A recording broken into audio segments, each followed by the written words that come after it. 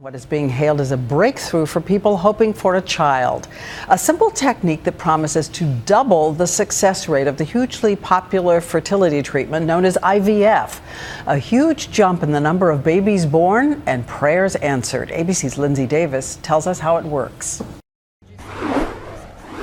Risa Levine knows the heartbreak of years of unsuccessful in vitro fertilization, nearly $300,000 worth of attempts. There's no other thing in my life that I can think of that's a greater disappointment. But according to a new British study, this time-lapse video of a developing embryo could be a game changer. Right now, the overall IVF success rate in the U.S. is just 32%. But when using these images, researchers say there was a dramatic improvement, nearly doubling the success rate to 61%. We can really select and even more deselect embryos based on how they develop. So for embryologists, this is a revolution. The embryos are put into these incubators with cameras that take microscopic pictures every 10 to 20 minutes. The video then allows doctors to intensely monitor any abnormalities and ultimately select embryos with the lowest risk of defects and the highest potential to bring a baby home.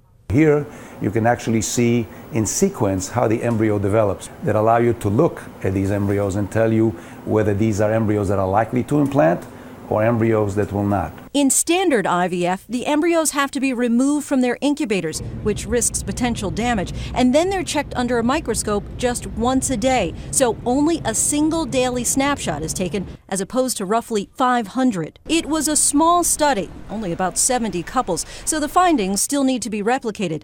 But it's possible that more and more, this is what baby's first home movie is going to look like.